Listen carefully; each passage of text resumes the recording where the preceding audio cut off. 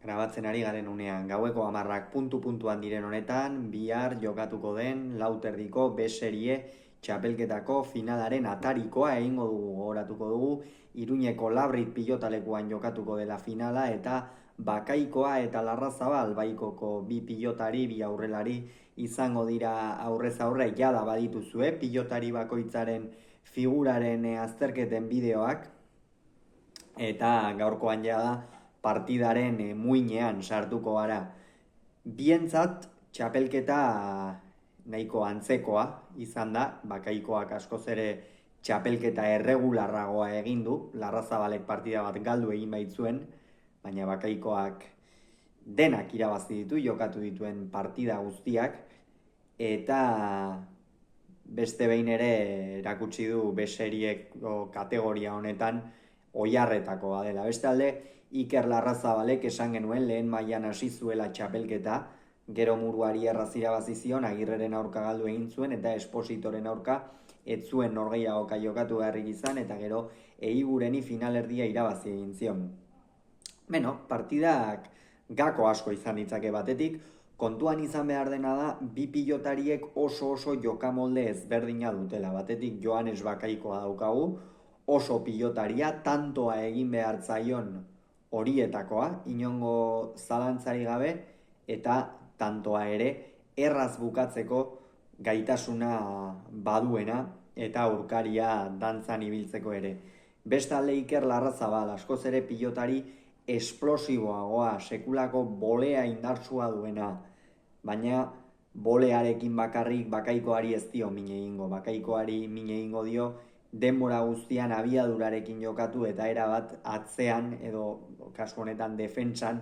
menturatuta izaten duenean, bestela oso zaila izango da Larrazabalentzat partida aurrera ateratzea eta bakoitza inongo zalantzari gabe bere eremura eramaten saiatuko da. Bakaikoa tanto horrak jokatzen saiatuko da eta ahalik eta gehiena berak jokoaren ekimena izan dezan, eta Larrazabali berriz joko azkarragoa, biziagoa komeni zaio eta horretan saiatuko da. Eta horiek izango dira bi pilotariek min egin dezaketen guneak edo. Bestalde, kontutan hartu behar da Iker Larrazabal oraindik ere pilotari oso gaztea dela, egia da maila nagusiko dinamikan eta baikok norgehiagoka dezentetan eta estelar dezentetan eta sartu duela,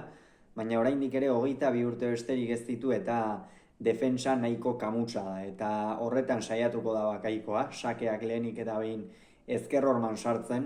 hori bientzat funtsezkoa izango da, gero bigarren pilotaka da horretan errematerako aukera edukitzeko, eta gero iruditzen zait,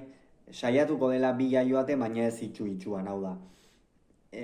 Bakaikoak esperientzia handia du, badaki Larrazabal apur bat nondik ibiltzen den, biak enpresa berekoak dira, ongi ezagutzen dute elkar, eta hor Joanes saiatuko da min egiten batez ere defentsan aritzeko eta defentsan alik eta deserosoen, ez? Defentsan azkenean oinetara zabalera irekitzen badio, gero hor Larrazabalek kontraerasoan min egiteko arrisku handia dauka, baina eraginkortasunez aritzen bada Bakaikoa, hor zailagoa izango, eta Larrazabalek berriz sakean ere min egin beharko du, min handia, behar bada Bakaikoak baino gehiago, eta sakean behin min eginda urrengo pilotaka da aukerakoa etorriko zaio ziur aski eta hor zehaztasuna erakutsi behar du eta tantoak amaitzeko gaitasuna gainontzean zaila izango baitu. Beno, favoritonik Larrazabal hartuko dut, batez ere finalerdietan erakutsi zuen mailagatik. Iruditzen zait Joanes Bakaikoa naiz eta finalean dagoen txapelketa honetan beste batzuetan baino galtzaileago zote den ibili, eta horrek ere noski beti zalantza gehiago ematen dizkizu, eta Larrazabal berriz bazirudien lehen mailan kanpoan geratu zenean gero ez zutela berriz ere txapelketan sartuko, B-serie mailan aukera eman zioten eta nola baliatu duen, ez? Aukera hori lehen partida Muruari erraz irabazi zion, Aldaberi ere, aurre kanporaketa, baina egia da partida gutxiago jokatzeak behar bada hor ere erasan diezaiokela Amurrioko aurrelariari. Eta ikusiko du, ea zer gertatzen den, egia esan partida irekia da, esan dugu Iker Larrazabal apur bat favoritoa behar bada, baina irekia da, Bakaikoak bere lauterdiko hirugarren txapela eskuratu nahiko du, Larrazabalek berriz hiruko koroaren jabe egin nahiko du B serie mailan eta bere lekutxoa, zigilutxoa hortxe utzi. Ikusiko dugu zer gertatzen den, bihar ere analisia izango duzue, hauxe esan beharrekoa, horrengoan gehiago izango duzue, bitartean on izan, agur.